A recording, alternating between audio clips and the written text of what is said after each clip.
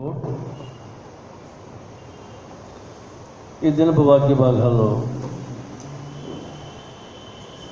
The whole crux మానవాడి జీవితాల్లో జీవిత ఆరంభము, జీవిత ముగింపు, జీవిత మధ్యమము, మూడు విషయాలు కూడా ఈ వేళ్ల భాగంలో మనం చూస్తూ ఉంటాము. ఈ దినం పత్రిక వాక్య భాగం నుంచి 12వ వచనం చదువుకున్నాం. ఒకసారి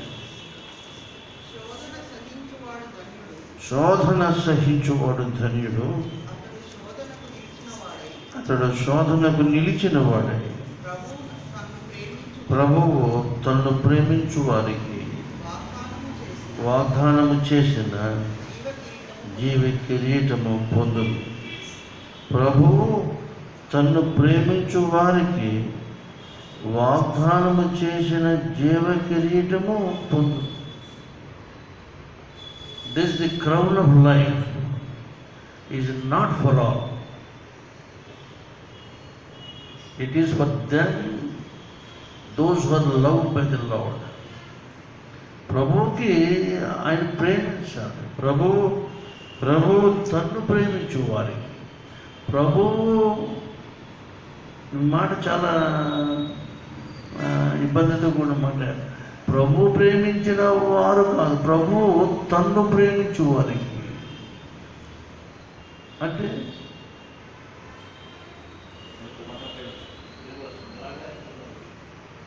ప్రభువు తన్ను ప్రేమించు వారికి ఆది ధైర్య ఆ మాట కదా, he loved us all. Therefore దేవుడు లోకం ఎంతో ప్రేమించాడు. That is substantiated, that's okay. ఇక్కడ తన్ను ప్రేమించు వారికి ప్రార్థన చేసుకుంటాం. ప్రియుడు అయిన మా పరమ తండ్రి, మా యావత్ జీవానికి ఆధారమా, మా నిత్య జీవానికి కర్త అనే పరిశుద్ధ నామానికి స్తుతులు.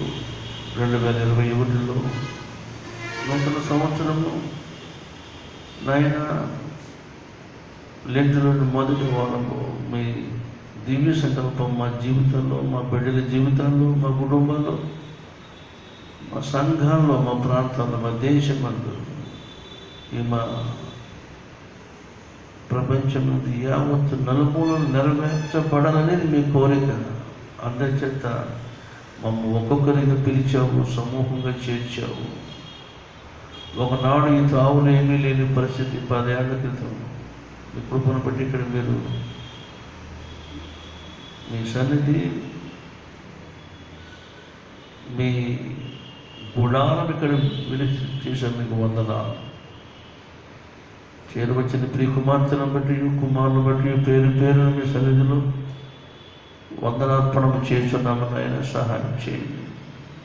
వాక్యము మీది, స్థలము మీది, బిడ్డలు నీవాడు, దాసుడు నీ పాదదాసుడు నీవాడు కనుక ఆధిపత్యము ఆద్యంతమును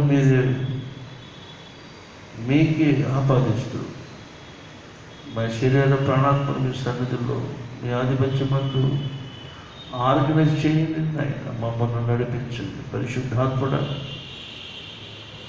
మీరు మా మధ్య ఉండి మమ్మల్ని ఇరు పక్షాలను ఆపరేట్ చేయకపోతే మేము సరిగా అయినా దేవుని సన్నిధిలో కనబడలేము. కనుక మమ్మ పూర్ణముగా మీ స్వాధీనం తీసుకోండి, మహిమ పొందండి.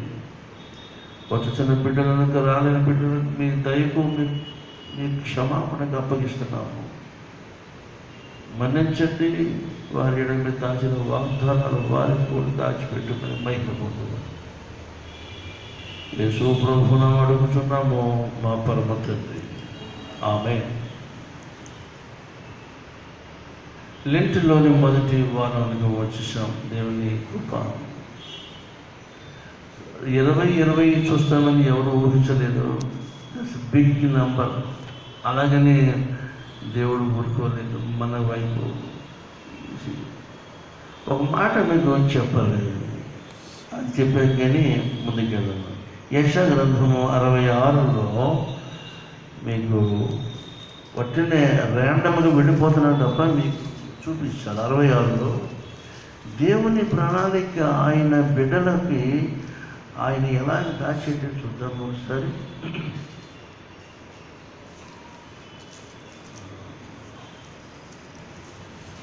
65లో 22, 65:22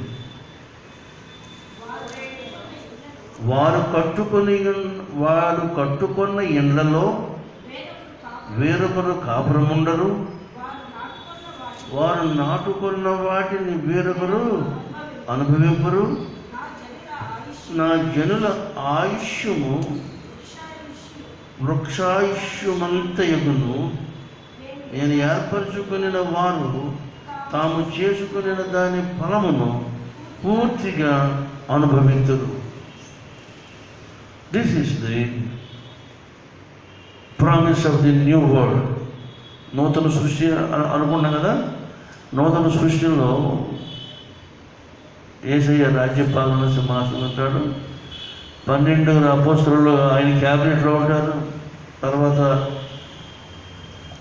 హతసాక్షులు ఆ వరుసలో ఆయన కాడి మోసిన వారు సంఘానికి స్థాపించి సంఘాన్ని కాచుకుంటూ సంఘ బిడ్డలు సమకూర్చుకుంటూ సంఘం కొరకు సంఘమో అంటూ ఉంటున్న బిడ్డలు. ఇదంతా ఒకటైతే తమ విశ్వాసమును కాపాడుకున్న వారు మరొకెత్తుతారు. ఈ విధంగా అక్కడ కేటగిరీస్ ఉంటుంది. మొత్తం మీద it will be his new rain and new regime. అక్కడ ప్రజలట వృక్షాయుషు. నేను ఒకసారి బొటానికల్ గార్డెన్ బెంగళూరు వెళ్ళాను ఒకసారి, అక్కడికి లాల్గూడ. అక్కడ ఆ బొటానికల్ గార్డెన్ చూస్తే నేను నమ్మలా వద్దనుకున్నాను. కానీ అక్కడ వాళ్ళు బోర్డు రాశారు. దాని ప్రింటెడ్ లెటర్స్ రేక్ స్లేట్స్ మీద అచ్చుకొస్తారు. ది ఎంగ్రేవ్డ్ ది వర్డ్స్ అనమాట. పలానా వృక్షం చెప్పాడు. ఇది 2000 సంవత్సరాలు, 240 సంవత్సరాలు, 3000 సంవత్సరాలు, 3,500 సంవత్సరాలు దాటిన వృక్షాలు అక్కడ ఉన్నాయి. ఎలా ఉన్నాయంటే ఉన్నాయంతే. తర్వాత 100, 150. అప్పుడు ఈ వాక్యం నాకు అక్కడే జ్ఞాపకం వచ్చింది. వృక్ష ఆయుష్స్తాను నీకు. యాడమ్ మన ఒరిజినేటర్ అండ్ అవర్ ఫాదర్ 1000 బతకలేకపోయాడు. 1000 బతకడం కష్టమైపోయింది. అతనికి మునుమనవడు అనబడుతున్న మెతుషేల వచ్చాడు. అతను 969, ఇంకో 39 సంవత్సరాలు ఎక్స్ట్రా బతికాడు. ఇక అక్కడతో 1000 పూర్తి చేయడం ఎవడం లేడు. 4 డిజిట్స్ కూర్చొని ఎవడం లేడు. అందరు 3 డిజిట్స్తో ఆగిపోయారు. మోషే వచ్చినప్పటికీ 3 డిజిట్స్లో లీస్ట్ నెంబర్ 120. ఆయన పాడిన పాటలు చేసిన ప్రాంతంలో ఆయుష్ 70. అధిక బలం అంటే అయినను వాటి వైభవము ఆయాసము దుఃఖం అన్నాడు. ఏమయ్యా దీని రహస్యం ఏంటంటే ఈవేళ వాక్య భాగాల్లో అది మనకి కానవస్తుంది.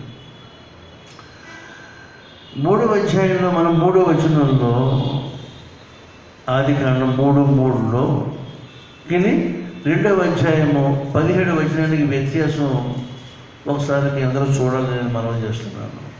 ఎందుకంటే శోధన సహించేవాడు ఆ ధన్యుడు ఎలాగో ఎప్పుడు అనే విషయం ఆలోచించేద్దాం. రైట్. నీవు నిరభ్యంతరముగా తినవచ్చును. అయితే మంచి చెడ్డలనిచ్చు, మంచి చెడ్డల తెలివినిచ్చు. వృక్ష ఫలములను తినకూడదు. నీవు వాటి తిను దినమున నిశ్చయముగా చచ్చదవని నన్ను ఆజ్ఞ. ఎక్కడ ఇది 2:17. ఇప్పుడు 3:3 విందాము. ఇంకొకటి చదవండి. అయితే తోట మధ్యనున్న చెట్టు ఫలము గూర్చి దేవుడు మీకు చావకుండా వాటిని తినకూడదనియు వాటిని ముట్టకూడదనియు చెప్పానని సర్పముతో. ఏమండి మరి అలా చెప్పాడు దేవుడు? అలాగే చెప్పాడు. అవ్వమ్మ చెప్పినట్టుగా చెప్పాడు దేవుడు. దేవుడు చెప్పింది వాడే తినకూడదు, అంతవరకే. అవ్వమ్మ ఏం చేసింది? సఫిక్స్ చేర్చింది. ఏం చేర్చింది? ముట్టొద్దను. అసలు ఎక్స్ట్రా మాట ఎందుకంటే దేవుని సన్నిధిలో దేవుడు ఆ తోట ఇట్ వాజ్ హిస్ గార్డెన్. సామెతలు 10:19 అక్కడే ఉంటుంది. అసలు డైలాగ్ మనం దారి ఇవ్వకూడదు. విస్తారమైన మాటలలో దోషము ఓకే. తన పెదవులను మూసుకొని వాడు అంటే ఒకడు బుద్ధిమంతుడిగా లెక్కల్లోకి రావాలంటే అతను ఏం చేయాలి? నోరు మూసుకోవాలి. నాకు తెలుసు, నేను మాట్లాడగలను, నాకు దమ్ముందా అనుకున్న వాడికి సంభవించే ప్రమాదం ఏంటి? దోషం మూట కొట్టుకోవాలి. విస్తారమైన మాటలలో దోషము ఉండక మానదంటే ఖచ్చితంగా అందులో వితౌట్ ఎనీ డౌట్, అన్డౌటెడ్లీ అని లేదా అష్యూర్డ్లీ, వెరీలీ నిశ్చయముగా దోషం ఉంటుంది కనుక మాటలు తగ్గి ఉండాలి. అదే అందుకని తండ్రి ప్రసంగిలో 5:7 అంటాడు. 5:3 నీవు భూమి మీద ఉన్నావు, దేవుడు ఆకాశం మీద ఉన్నాడు కనుక నీ మాటలు కొద్దిగా ఉండాలి. నీ మాటలు ఎలా ఉండాలి? కొద్దిగా ఉండాలి. చాలామంది మానవ దాన్ని ఏమంటారు, ఎగ్జాజరేషన్ అనుకున్నా, ఎలాగనుకున్నా కానీ మానవ క్యాల్కులేషన్ ఏమంటే ఎక్కువగా మాట్లాడాడు, ఎక్కువ తెలివైనడు ఏమో అనుకున్నాను. చాలామంది అనుకుంటారు ఇన్నోటి డిపార్ట్మెంట్స్ ఎక్కువ మాట్లాడితే ఎక్కువ తెలివైన వాళ్ళ కింద లెక్కేస్తారేమో అనుకుంటారు. తప్పదు. The more one talks, one makes mistakes. ఎక్కువ మాట్లాడుతుంది. కాబట్టి ఇక్కడ అవ్వమ్మ అసలు సర్పం మాట్లాడిన మాటలకి అంత రెస్పాండ్ అవ్వాల్సిన పని లేదు. ఒకవేళ అయినా ఆచితూచి మాట్లాడాలి, కానీ చాలా ఎక్స్ట్రా వెళ్ళిపోయింది. ఇక అది రకరకాలుగా దారి తీసేసింది. స్టోరీ అంతా మనకు తెలుసు. ఇప్పుడు ముందుకెళ్తున్నాం మనం. శోధన సహించువాడు ధన్యుడు. ఎందుకు ధన్యుడంటే దాని కింద శోధన సహించువాడు ధన్యుడు, అతడు శోధనకు నిలిచిన వాడై ప్రభువు తన్ను ప్రేమించు వారికి వాగ్దానము చేసిన జీవి కిరీటము పొందును. యు విల్ బి గివెన్ అన్నమాట, క్రౌన్ ఆఫ్ లైఫ్. కిరీటాలు, మానవ కిరీటాలు made of metals, but crown made by God అనేటప్పటికీ ఇట్ ఈజ్ ఆఫ్ లైఫ్. జీవము ఒక కిరీటము, జీవితము ఒక కిరీటం. ప్రకటనలు అంటాడు, నీకు కలిగిన దాన్ని గట్టిగా పట్టుకున్నాము, శోధన దినమన్నది ఎవడు ఎత్తుకుని పోకుండా చూసుకోమంటాడు. కలిగినవి ఆత్మీయ వరాలు, తలాంతులు ఏవైనా కావచ్చు. అవన్నీ కూడా ఎప్పుడు అవి వ్యాలిడ్ అవుతాయి? మనుషులు జీవం ఉన్నప్పుడే. Nobody dex the crowns to the dead bodies. చనిపోయిన వాళ్ళకి కిరీటాలు ఎవరు ధరింపచేస్తారండి? కిరీటమైన తలపాగైనా ఏమైనా బతుకున్న వాళ్ళకి అవి పెడితే అందం, చనిపోయిన వాళ్ళకి భయపెట్టరు. కాబట్టి జీవాన్నే నీకు ఒక కిరీటం ఇస్తానని చెప్తున్న దేవుని మాట. ఇది ఎప్పుడంటే నిలబడాలి. ఎప్పుడు నిలబడాలి? శోధన. ఇది ఇందాక చెప్పినట్టు ప్రకటన గ్రంథము 2వ అధ్యాయంలో, ప్రకటన 2వ అధ్యాయము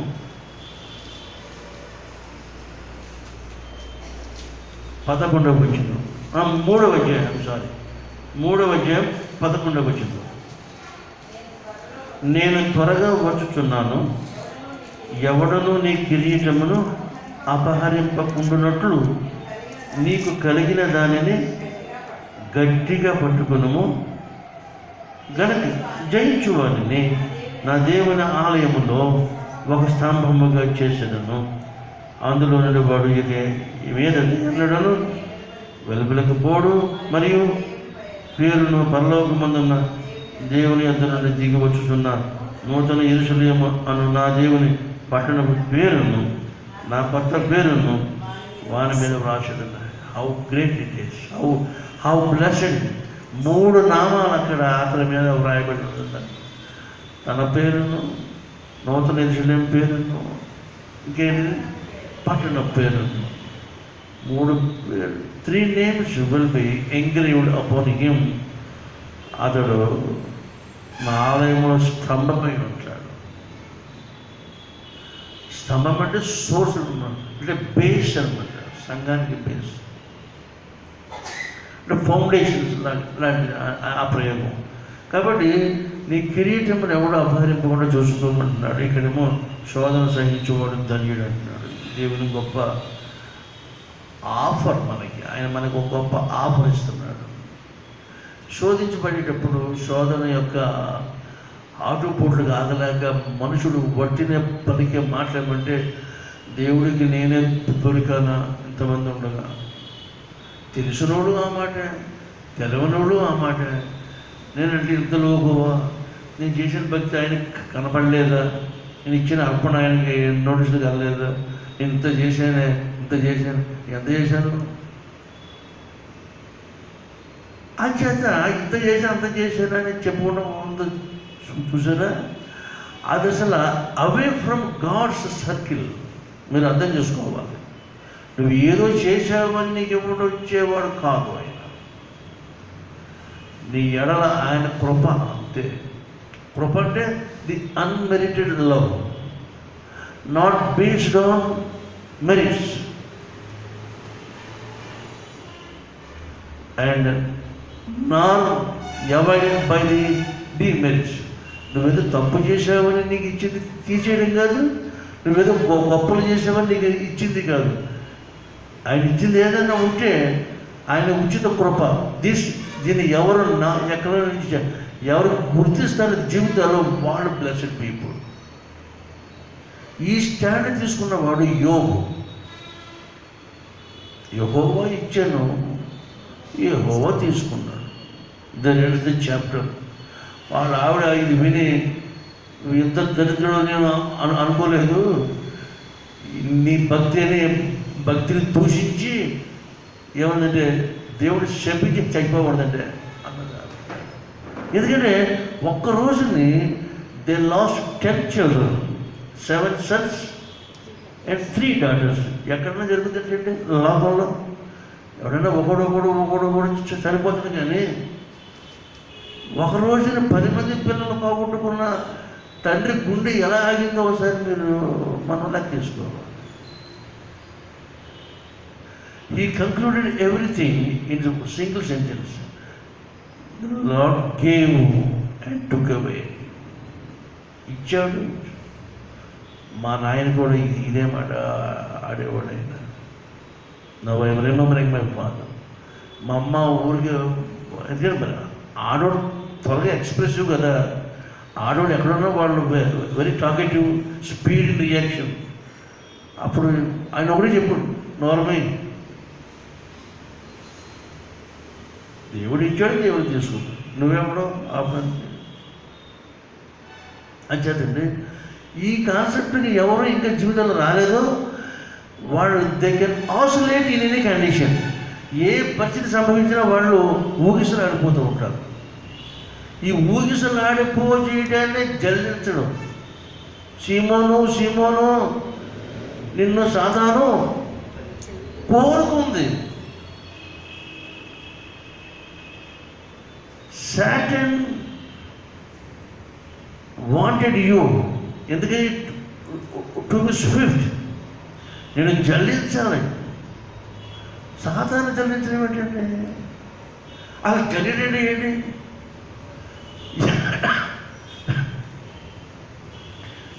జల్లెడ ఎందుకు వాడతాం? ప్లీజ్, జల్లెడలో మిగిలిపోయి ఏంటి?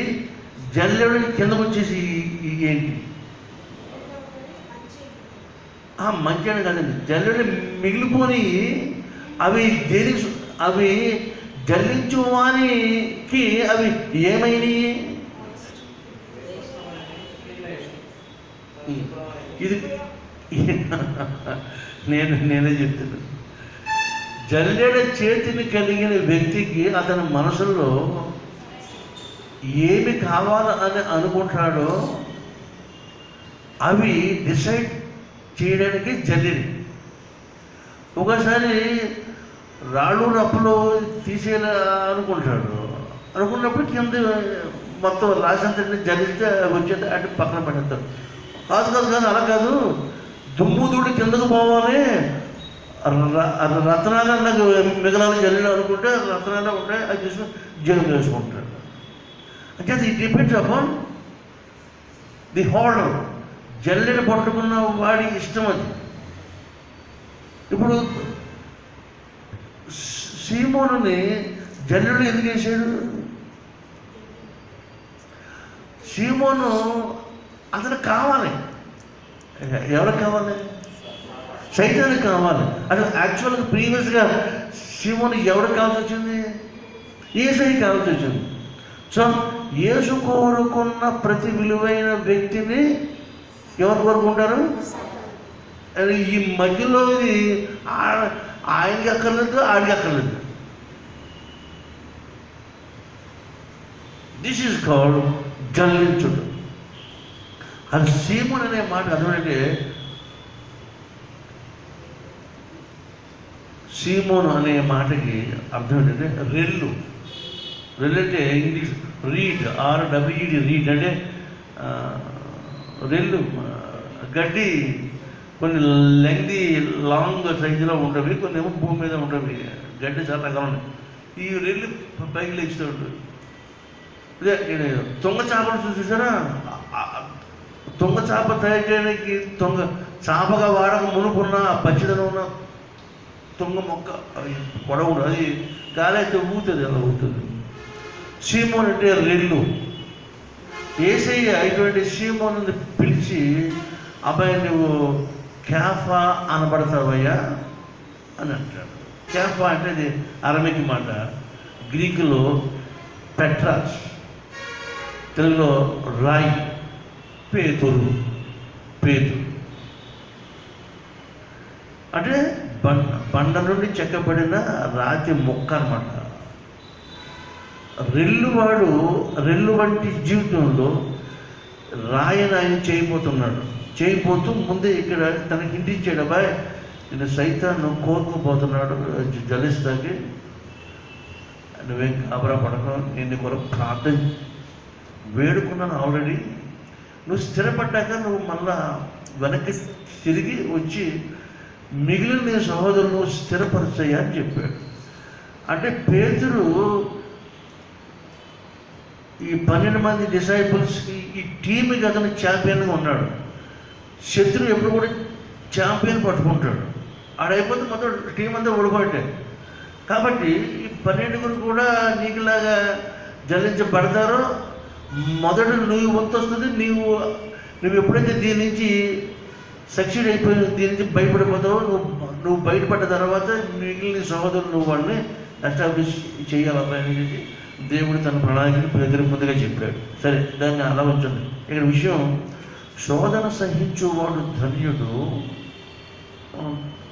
ఎందుకనంట అతడు నిలిచి ఉంటేనే ప్రభువు తన్ను ప్రేమించు వారికి వాగ్దానం చేశాడు. అంటే ఇప్పుడు మనం వద్దాం. వాగ్దానం ఎప్పుడు? అబ్రాహాముకి వాగ్దానం ఎప్పుడు ఇచ్చాడు? ఆయన పెట్టిన ప్రతి శోధనలోనూ నెగ్గుకుంటూ వచ్చాక ఇచ్చాడా, లేకపోతే ముందు ఇచ్చాడా? సరే, మీకు ఇంకా తేటగా అర్థం అవడానికి, విశ్వాసం ఉందా, వాగ్దానం ఉందా?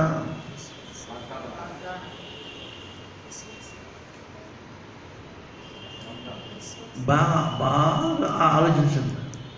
విశ్వాసము ముందా, వాగ్దానం ఉందా? Yes, praise Lord. అంటే వాగ్దానము విశ్వాసాన్ని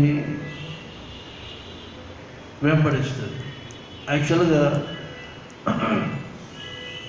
మన దేవుడు ప్రలోభ పెట్టే దేవుడు కాదు. Note this point. He never దేవుడు ఎవరిని భ్రమ పెట్టాడు. ఆయన చాలా ప్లెయిన్గా ఉంటాడు, ప్లెయిన్గా రమ్మంటాడు. అబ్రాహాముని 12వ అధ్యాయం ఆదికాండం పిలిచాడు, అతడు నమ్మాడు అంతే. అతడు నమ్మటంలో ఏమి ఆశించి నమ్మలేదు. The supreme God called me అనే రికగ్నైజ్ తన జీవితంలో చేయడం ప్రారంభించాడు. నమ్మాడు అంతే. నమ్మటంలో he was given this promise కదా. కనుక వాగ్దానము ముందుకు ఎప్పుడు కాదు, విశ్వాసమే ముందు. నమ్మినందుకు దేవుడు తన ప్రేమను చూపడానికి ఇచ్చింది విశ్వాసం. మరి జీతం ఎప్పుడు? What is meant by wage? నువ్వు ఒకడు పని చేస్తే పనికి తగిన ప్రతిఫలము జీతం. రోమాపత్రిక 4వ అధ్యాయం.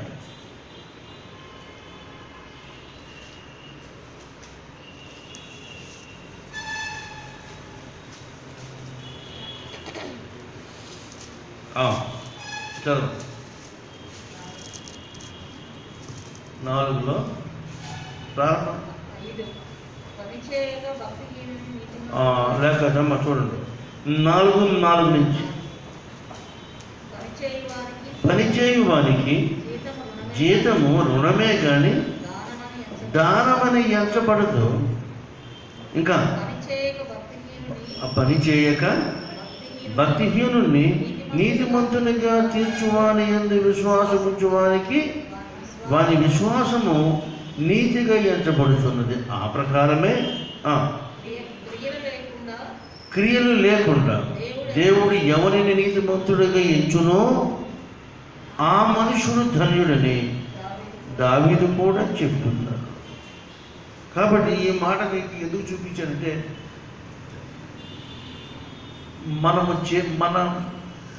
మనము చేసే క్రియలను చూచి ఆయన మనకిచ్చేవి బహుమానమే కానీ దానమే కానీ వాగ్దానమే అనుకోవడం అది చాలా తక్కువ స్థాయి విశ్వాసం. అది ఆ రకంగా రాకూడదు అసలు. ఆయన కృప అంతే. కృప,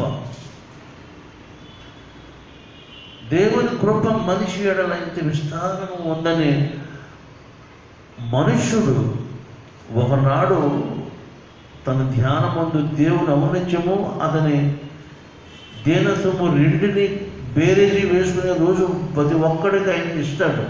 ఇచ్చినప్పుడు మనుషుడు అవాక్ అయిపోవాలి. సపోజ్ ఒక వ్యక్తి చేస్తున్న మంచి కార్యాల మీద, మంచి కార్యాల యొక్క రేషియోలో, అనుపాతంలో, దేవుడు అంటే నిష్పత్తిలో ఆయన ఇవ్వడం ప్రారంభిస్తే ఆయన ఇచ్చేది ఎక్కువ, వీడు చేసేది ఎక్కువ అవుతున్నప్పుడు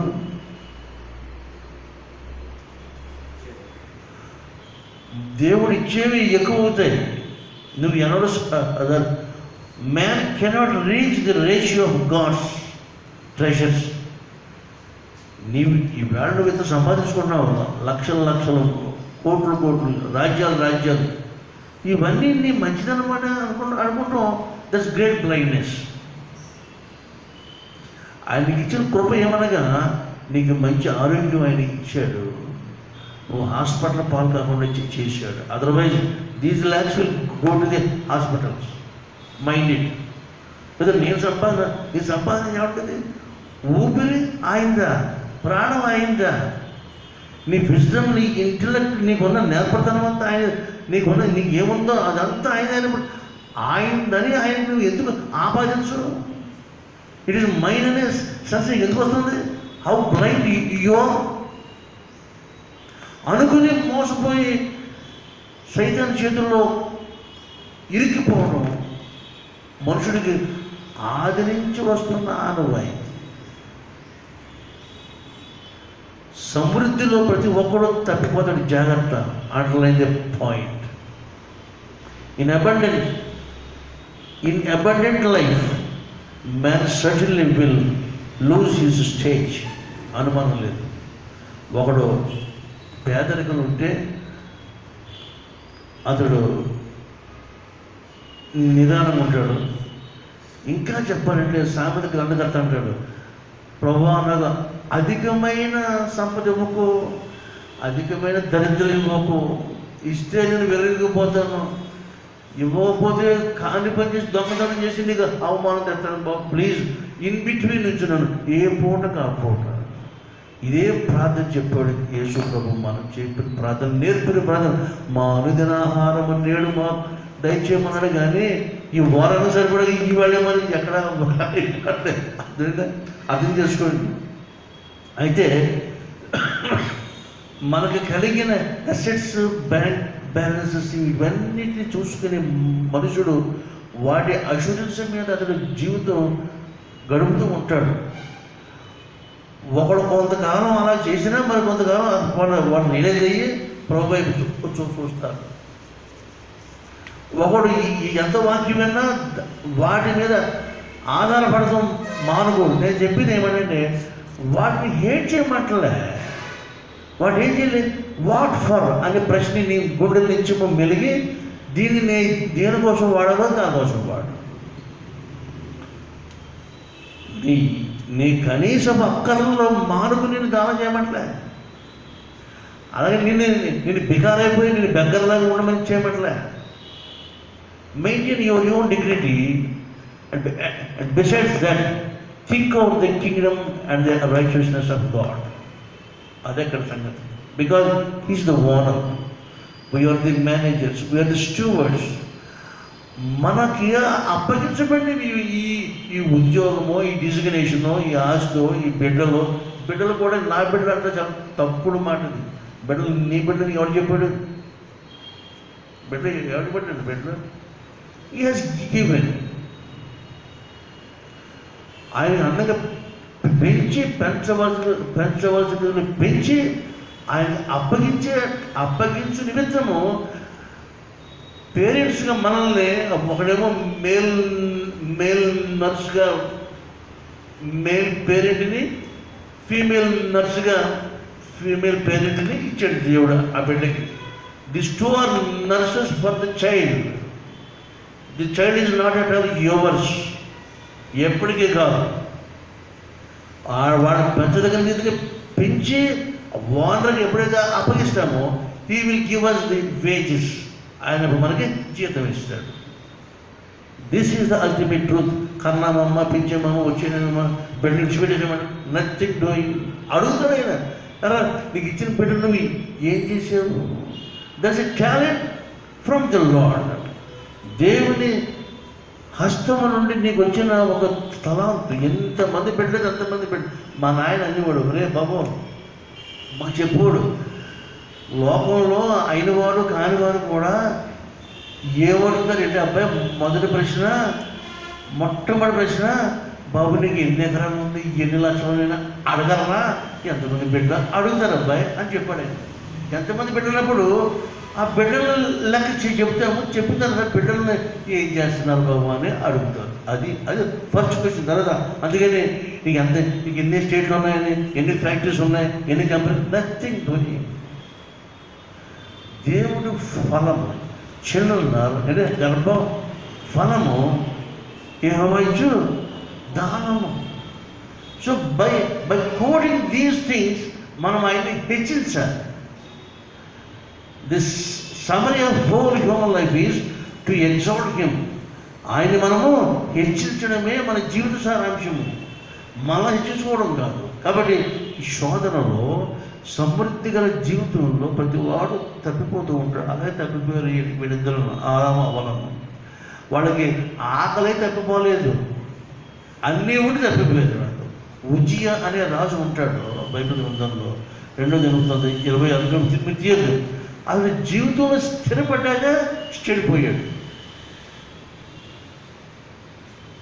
Having been established in his life and kingdom, he was rebelled against God and was destroyed. అతనికి నసుడు కుష్టి వచ్చేసింది,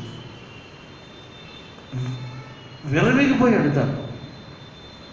అంటే అంత సమృద్ధిని ఎప్పుడు నమ్ముకోకూడదు, అది ఉండాలి దట్స్ నాట్ మైండ్ అనే సెన్స్ మనలో ఇంప్రింట్ అయిపోవాలి. This is for God.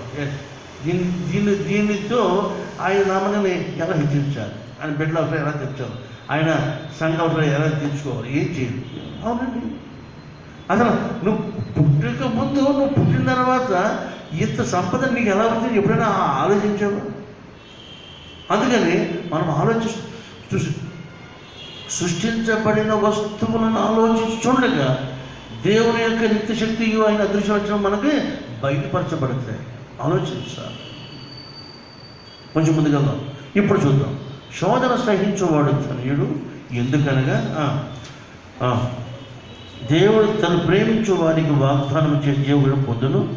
ఇంకా ముందుకెళ్తాం. దేవుడు కీడు విషయమై ఎవడు శోధింపబడనేరడు, ఆయన ఎవరైనా శోధింపడు గనుక ఎవడైనాను శోధించబడినప్పుడు నేను దేవునికి శోధింపబడుతున్నానని అనకూడదు. మరి ఏమన్నా ప్రతివాడును స్వకీయమైన దురాశ ఏడవబడి మరల కొల్పబడిన వాడే ఇది శోధనకి సోర్స్ అన్నమాట, సీక్రెట్ ఆఫ్ టెంప్టేషన్. ఏమీ లేదు, శోధన ఎంత సింపుల్గా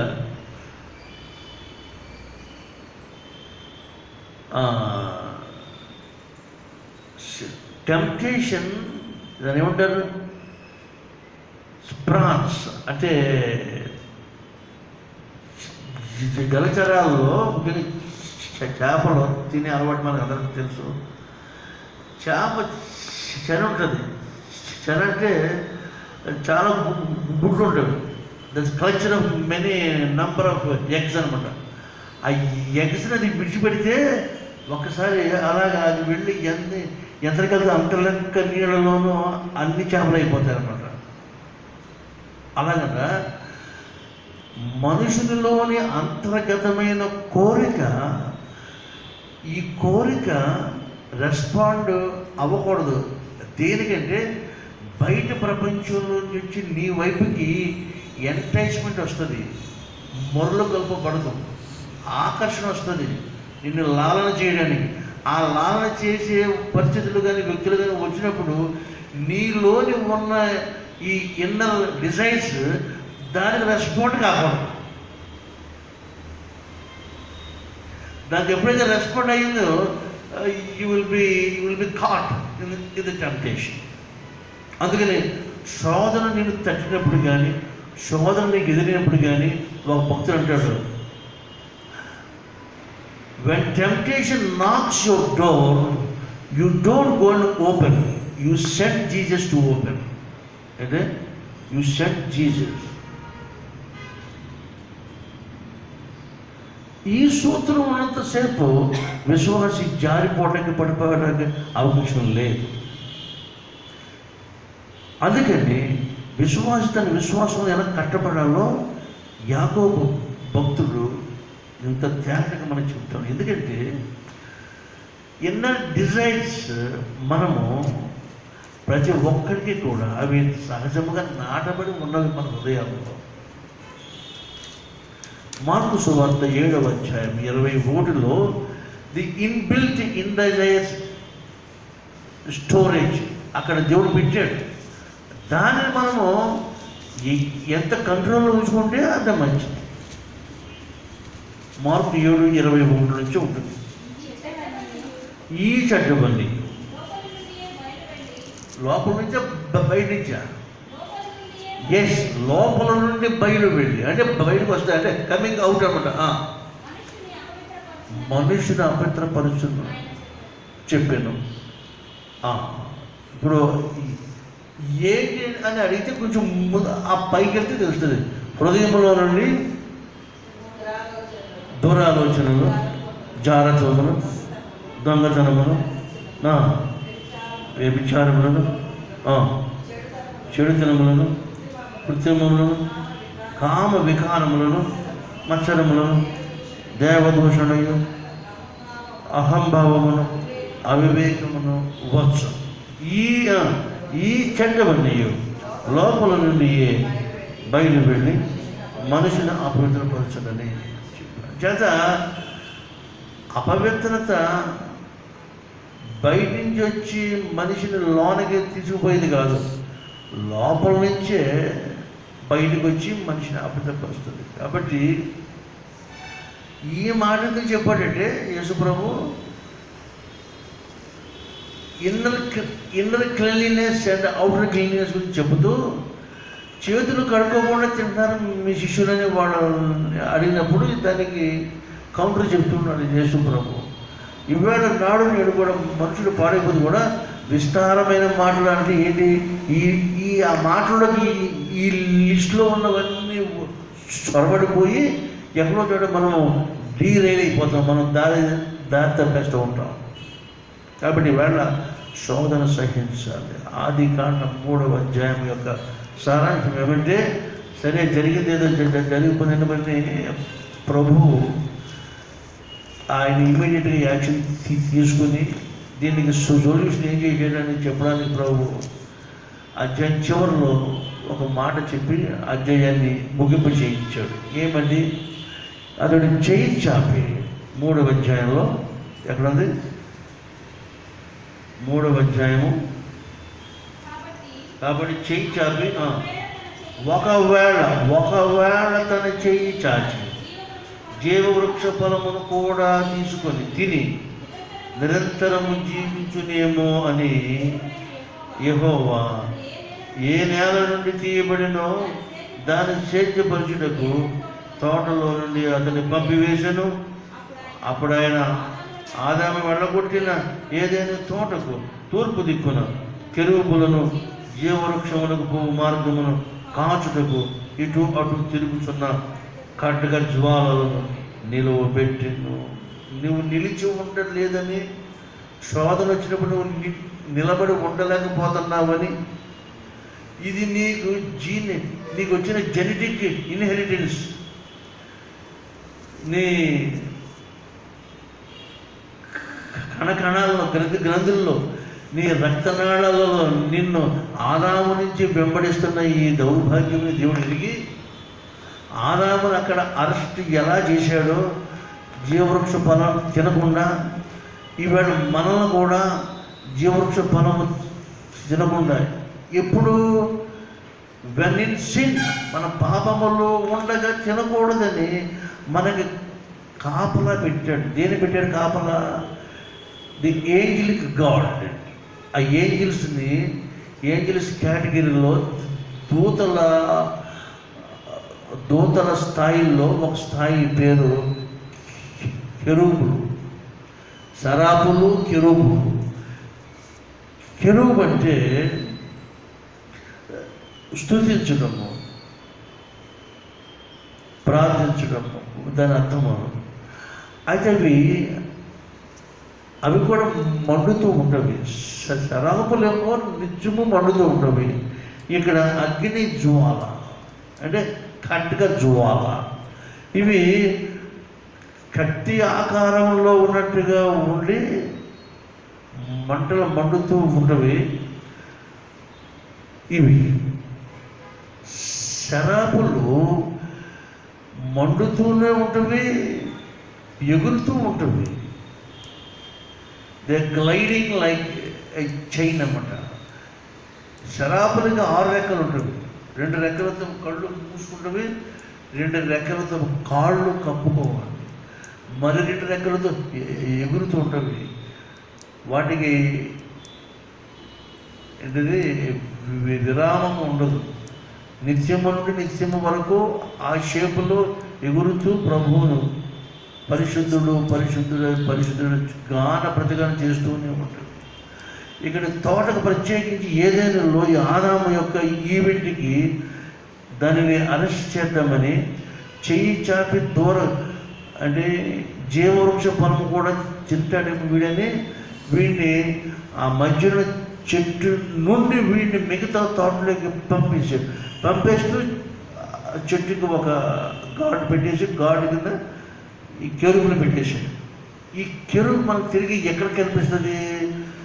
మోషేని తయారు చేయమన్న నిబంధన మందసం మీద కుడివైపున ఒకటి, ఎడమవైపున ఒకటి, 2 గోల్డెన్ కార్వ్డ్ ఏంజిల్స్ ఉన్నవి, రెక్కల చాచి ఉన్నవి. దీనికి ఇలా దగ్గర అందుకున్నాయేమో అన్నట్టుగా మనకు అనిపిస్తుంది. ఈ ఈవెంట్ మనము యేసయ్య సమాధిలో కూడా మనం చూస్తాం. యోహాను సువార్త 21వ అధ్యాయం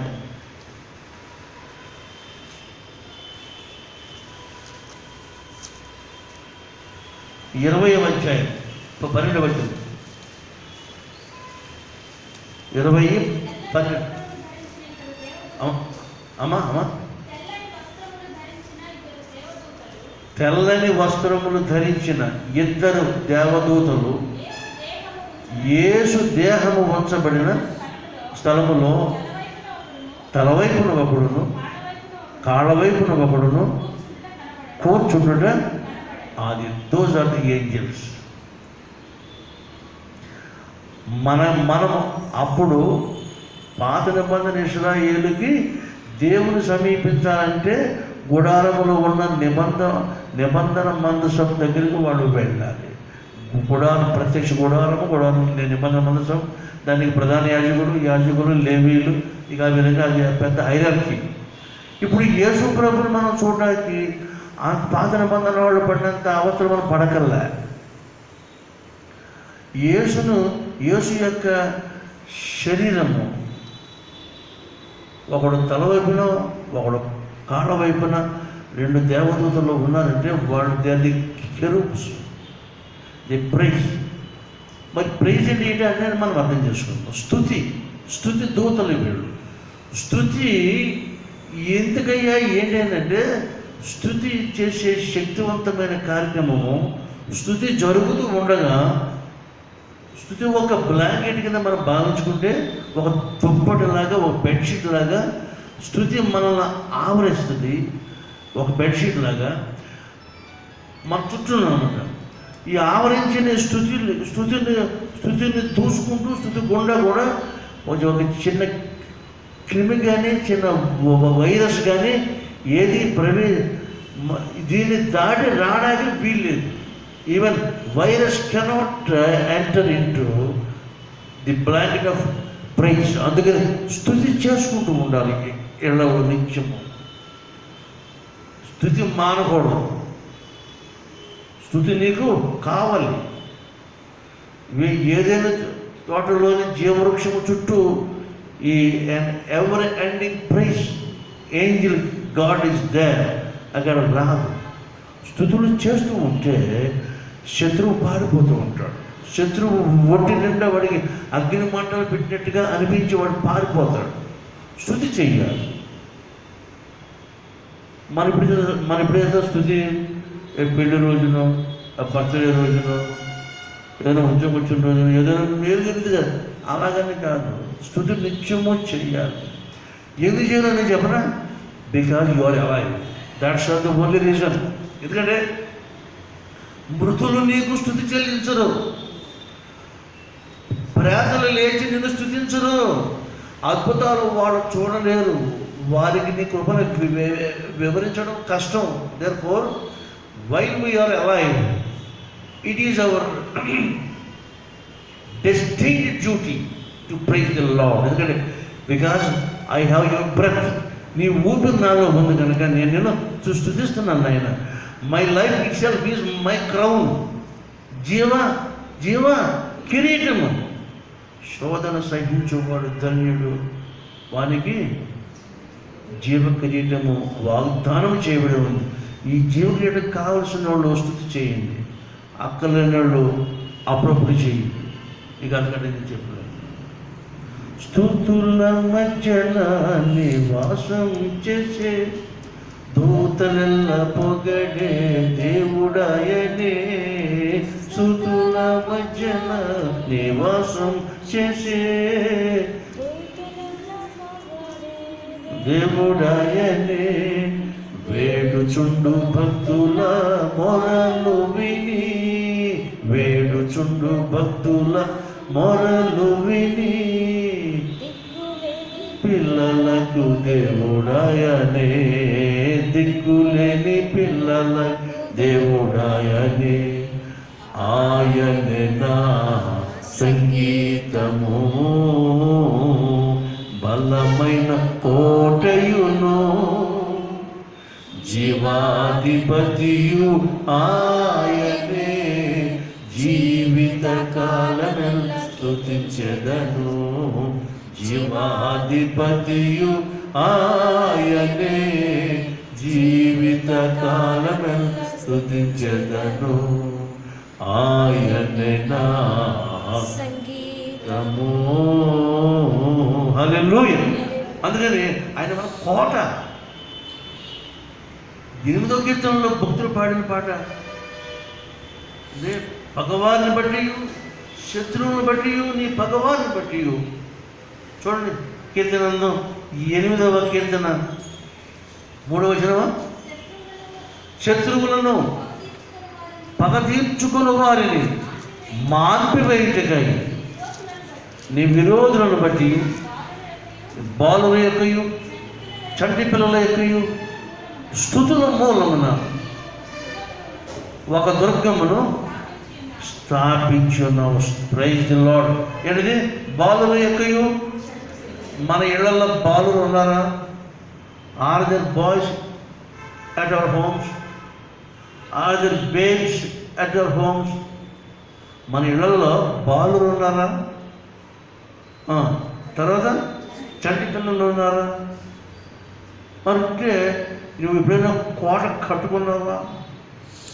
have you ever built a fortress of praises? స్తుతుల కోట ఎప్పుడైనా కట్టావా? నువ్వు కడితే జీవితాలు ఇంకా గ్లోలో కనపడాలి, ఇంకా గ్లోరియస్ కనపడాలి. ప్రార్థనగా అడ్డొచ్చారు పిల్ల కనుక పిల్లల్ని తీసేయాలి, ఆడ దూరంగా పెట్టాలి. ఆడతో పడి పదంతా ఆ సండే స్కూల్ మేడమో సండే స్కూల్ టీచరు ఎవడో ఆడతో ఆడరుపులు ఆడాలి అన్నీ భరించుకుని మనతో ఉండాలి. మనతో ఉండాలి. పోయిన వారం పాఠం మనం ఏమన్నా 59వ అధ్యాయం యెషయా గ్రంథం, ఈ వాక్యం మనం ముగించుకుంటాం. 59 చివరి వచనం, ఇది వాగ్దానం.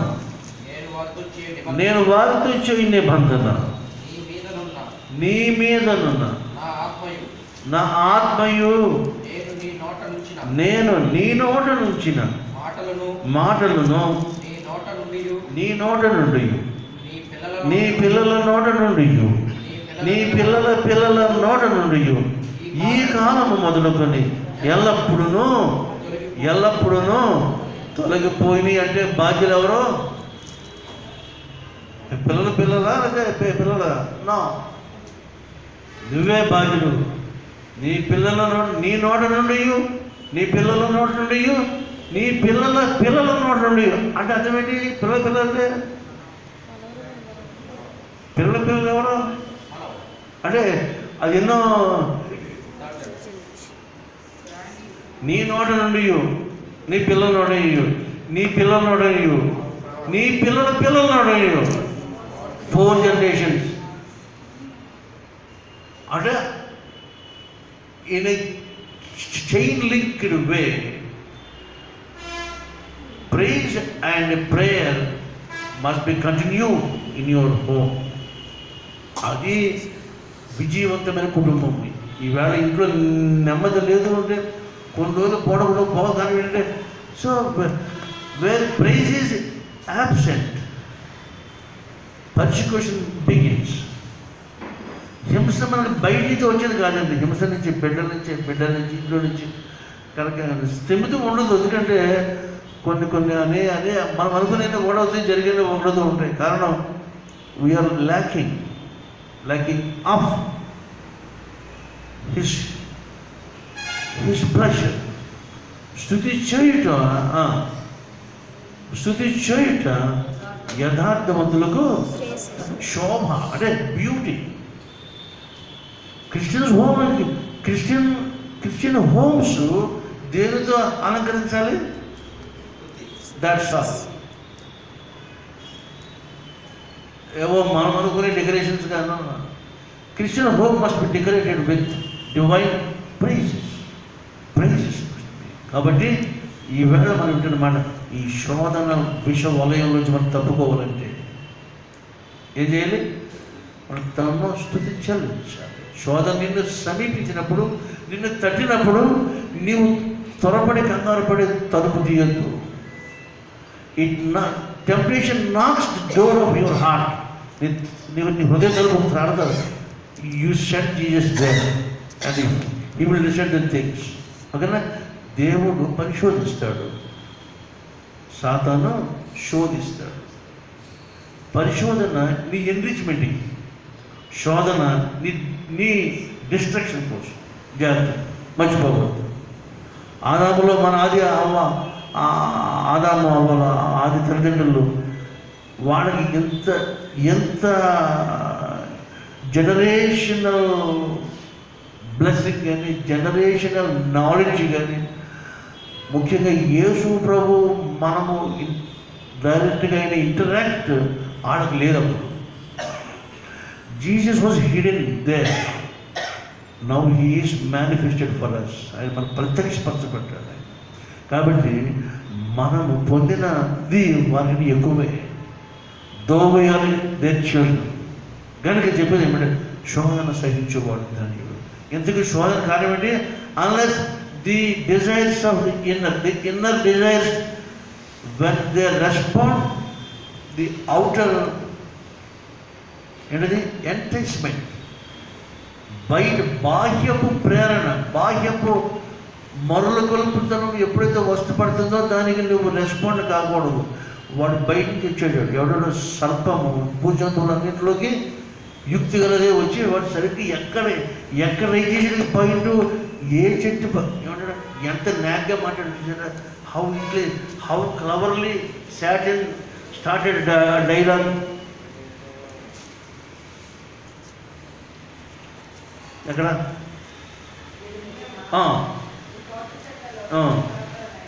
దేని ఫలములనైనాను మీరు తినకూడదని. Where God commanded there devil started. మరి ఇంత మనకి ఓపెన్ బుక్ ఇచ్చాక కూడా మనము కాపీ కొట్టలేక శోధన కౌగిట్లోకి జారిపోతున్నామంటే మనకు we are unable to even copying the text book. American system of ఎడ్యుకేషన్లో టెక్స్ట్ పుస్తకాలు ఇచ్చేస్తారు, వాళ్ళకి ఇచ్చేసి రాయమంటారు పరీక్ష. మన ఇండియన్ సిస్టమ్, బ్రిటిష్ సిస్టమ్ ఏమో టెక్స్ట్ పుస్తకాలు తేన ఎవరు స్లిప్లు పెట్టుకోమంటారు. అవి పెట్టినా దాని పెద్ద ఆర్ట్ కావాలి. స్లిప్ రాసేవాడు సామాన్యం ఏంటి,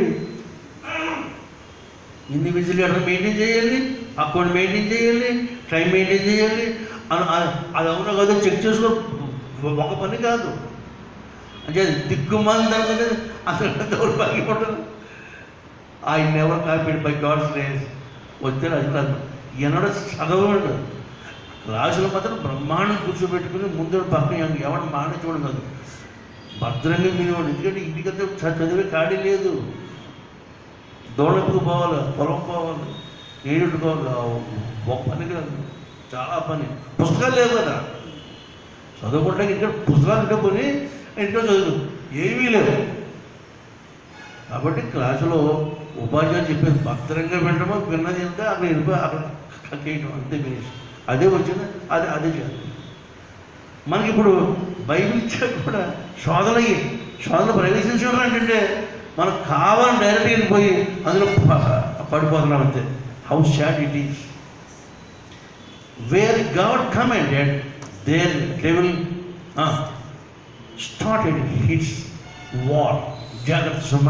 కాబట్టి సీమోను పేతురికి చెప్తున్న మాట చివరిగా చెప్పుకొని మనకిస్తున్న ప్రభు యొక్క వాగ్దాన ఫలం.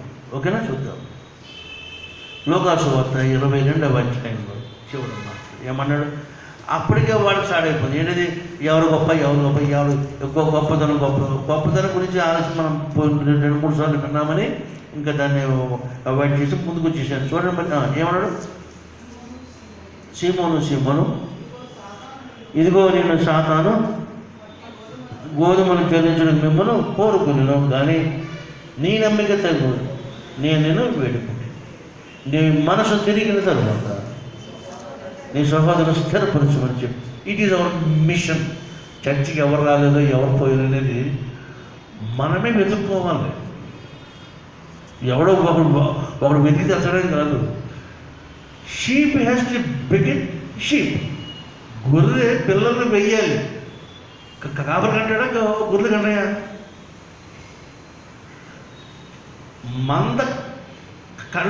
మంద పాలు కుడుచుకోవడానికి కాపరి ఏం చేయాలి? వాడు బాగా మేపాలి.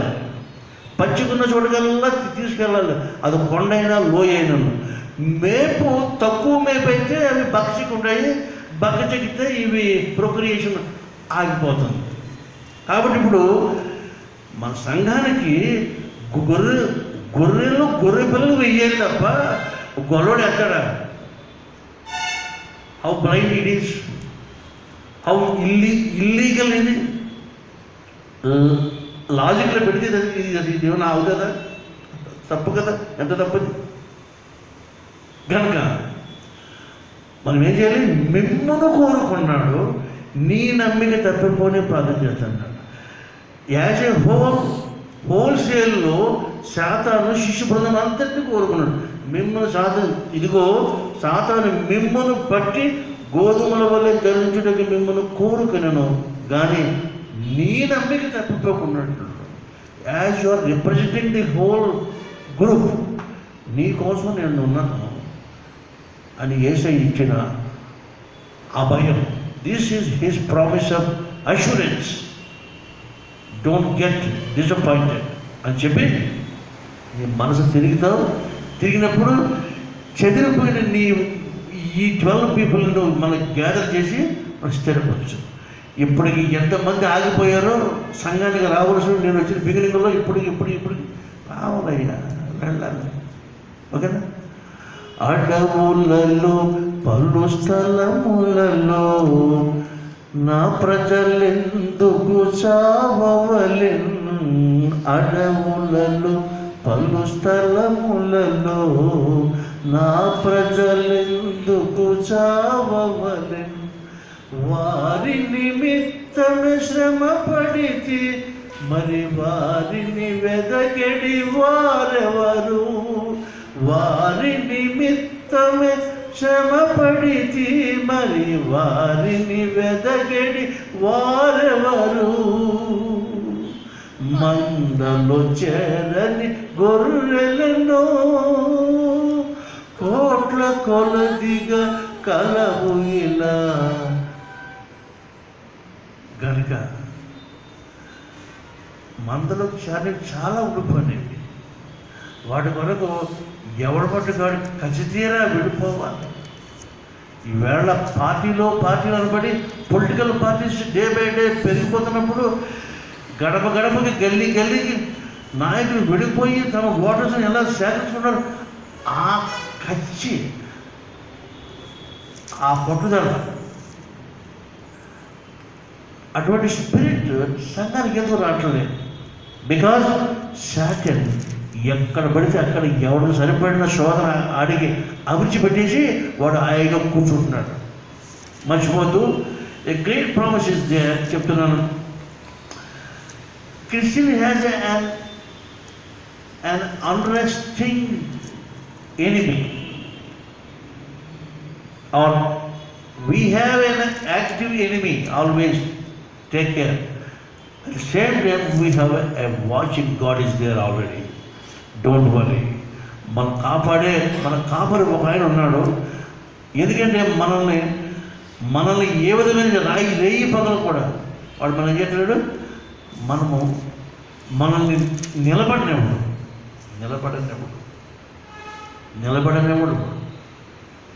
ఒకటి కాదు, రెండు కాదు.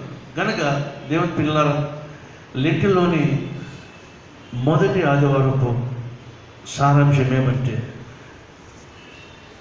ఈ బసవ బుధవారం దగ్గర నుంచి మనము 40 అనే నెంబర్కి వచ్చేసాం. 40 డినోట్స్ ఎ టెస్టింగ్ పీరియడ్. యేసు ఎలాగ అరణ్యంలో టెస్ట్ చేయబడి వచ్చారు కనుక మనము ఇలా ఈ టెస్ట్లో మనం నిలబడి మన journey towards Jerusalem a going up should be continued. అలా చేయడండి. విన్న వాక్యము బలములతో రుజువులతో